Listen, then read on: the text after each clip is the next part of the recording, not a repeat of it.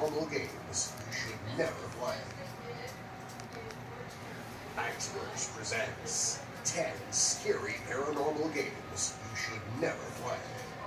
Maybe you're looking for a scary game to play for Halloween, or maybe you're just in the mood for some nice, frightening fun. These games, though, might truly go beyond just having... Factsverse presents 10 scary paranormal games you should never play. Maybe you're looking for a scary game to play for Halloween, or maybe you're just in the mood for some nice, frightening fun. These games, though, might truly go beyond just having fun and into the paranormal territory. Oh my God. These 10 games will have you screaming and checking under your bed before you go to sleep. They will keep you awake at night, wondering if the game... Oh my God. Number 10.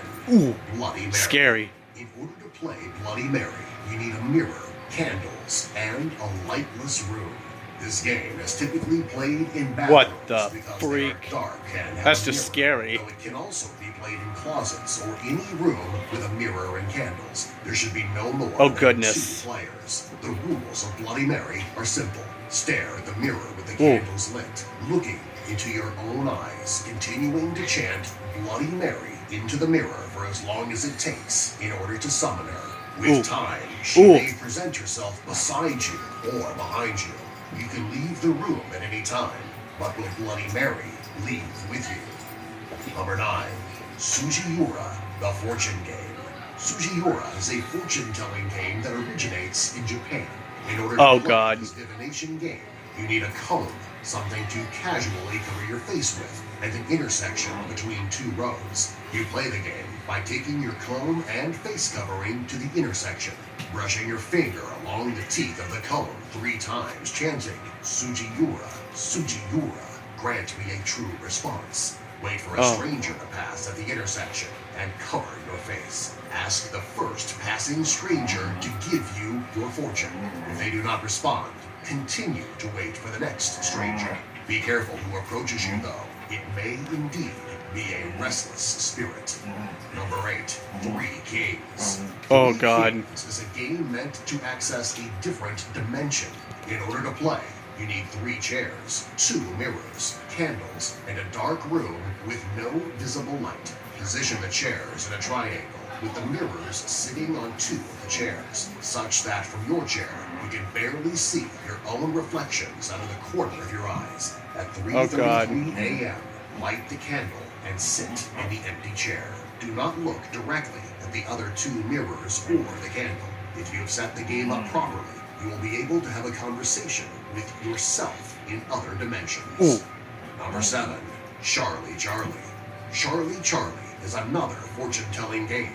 In order to play, draw a cross and then write yes in the top left and bottom right corners of the cross, and then write no in the top right and bottom left corners of the cross. Place 2 pencils with the left-right pencil on the bottom and the up-down pencil on top. Oh my Chant, God. Charlie Charlie, can we play twice out loud? The pencil will move to select either yes or no. If the answer is no, immediately stop playing the game. If the answer is yes, then you may proceed to ask Charlie more questions. Number 6. Ouija Board. The Ouija Board is a classic and the only game on this list that you can buy at your local store.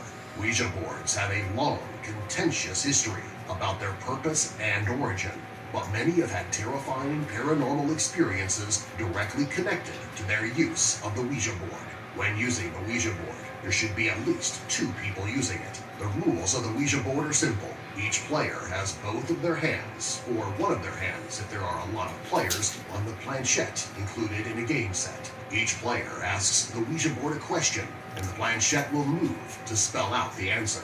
To this end, a person may need to write down what the board is spelling in the case of a long answer. Do not ask the board for the name of the entity you are speaking with, or how you will die. Answers to these questions may cause a decrease in quality of life or worse. Number 5. Hide and seek in the dark. While there's not necessarily any specific ritual that creates a paranormal experience in this game, it's still A scary experience, and can be made to be even more scary when played in the woods, an old abandoned building, or after having summoned something ancient and evil into the house earlier. Hide and seek in the dark is best played in a large, relatively clean building or area so that players have plenty of room to move and hide, but don't have to worry about being tripped by debris and hurting themselves. Ooh. The last thing you want to hear is your friend's voice screaming for help from the darkness. Tell me about it. 4. The corner game. The corner game must be played by 4 people in an empty building with no lights, pets, or people besides the players present in the building, and the game itself should be played in a clean, empty room within that building.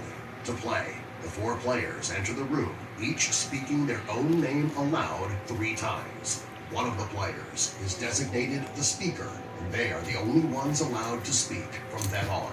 Each of the players take one of the corners of the room, staring at the wall with their backs to the center of the room. The speaker will count to 3, and after each countdown, the players must move clockwise to the next corner of the room, keep their backs to the center of the room while facing the wall. If one of the players disappears, the speaker will tell the other players to enact the emergency procedure. Each player must How do they know? Backwards 3 times. Because they're not allowed to speak, and they have their faces to the wall. So how do they know if somebody disappeared? Spirits returning as well. Number 3, the closet game. The closet game can be played by yourself, but it's best played with friends in case the worst possible thing happens. To play the closet game, you need a closet, though any small, dark room or container may work, and matches. If playing with multiple people, each person takes turns entering the closet. The person in the closet holds a single unlit match and says, "Show me the light or leave me in darkness." The person must then immediately light the candle.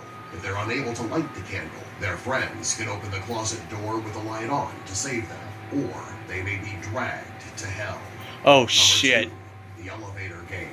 To play this game, you need to find a public building that is at least 10 floors tall with an elevator. The elevator game should be played with at least 2 people, but can be played with more.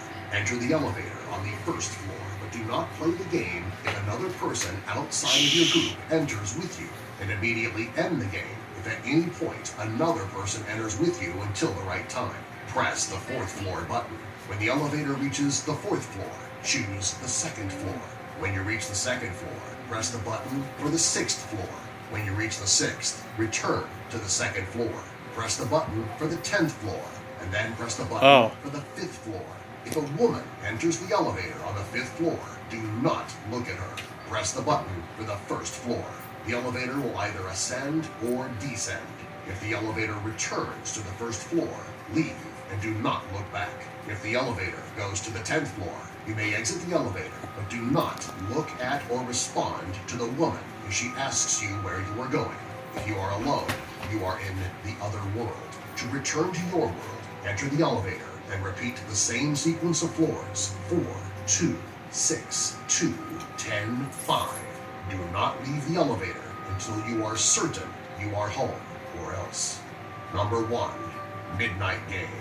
Gather all the players around just before midnight. They must write their full names on slips of paper, prick their fingers with a needle, and dab the paper slips with a drop of blood. Turn off the lights in the house and place the paper slips in front of a wooden door.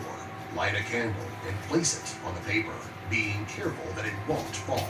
Knock on the door 22 times, being sure that the 22nd knock falls at exactly 12 a.m. Open the door, blow out the candle, and close the door.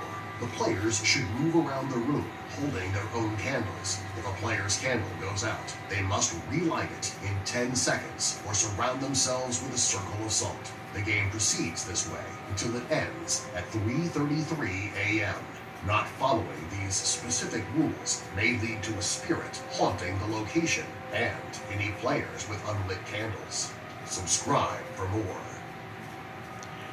Okay, that shit was just scary.